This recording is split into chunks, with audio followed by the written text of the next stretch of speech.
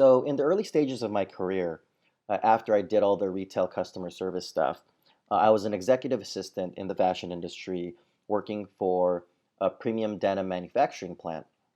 And the clients that we would juggle were between BB, Lucky Brand, and the account that I ended up helping out and managing the most was True Religion.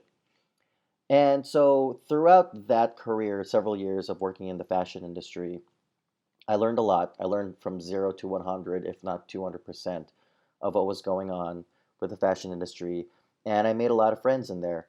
One particular friend worked for a company that produces garments in China and sells them, resells them to whatever company was interested. And one of the biggest clients that they had was Forever 21.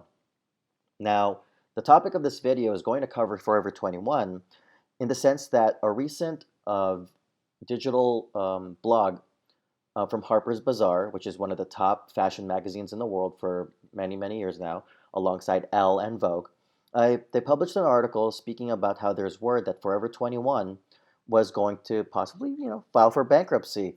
Now, for those of you that don't know, when you file for bankruptcy in the US, you will be, for the most part, relinquished of your responsibilities to pay back any vendors that you couldn't pay off at the given point you decided to go file for bankruptcy. In other countries, that's not that easy because when you file for bankruptcy, you will be held accountable for the losses that you've generated for other companies.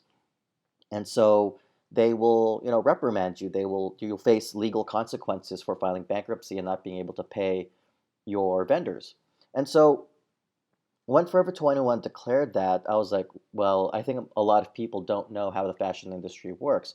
So let me explain to a lot of people what's going on because what Forever 21 does is, from what my friend told me, is that Forever 21, when you have a contract with them to be their vendor, what they'll do is that they will change the terms on you and you will get back charged for not being in compliance to their standards.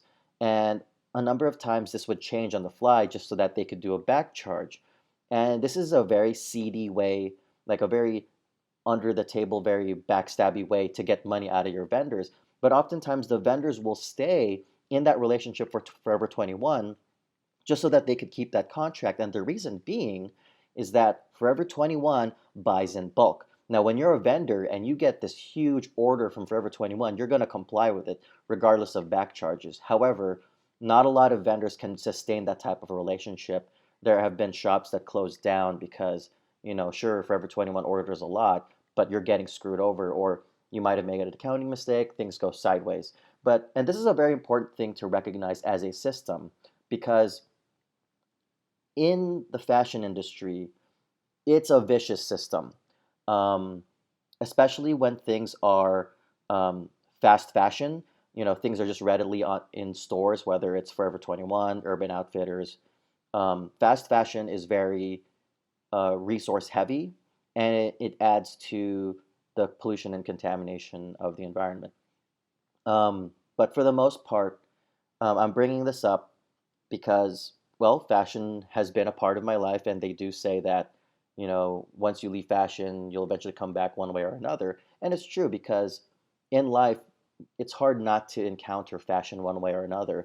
But just know that it's a very destructive system, no matter how creative, no matter how appealing it can be, especially the fast fashion brands like Zara, Forever 21, etc. So that's it for this video.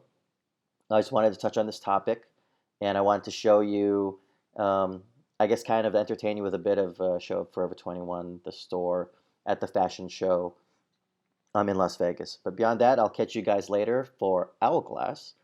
This is JB.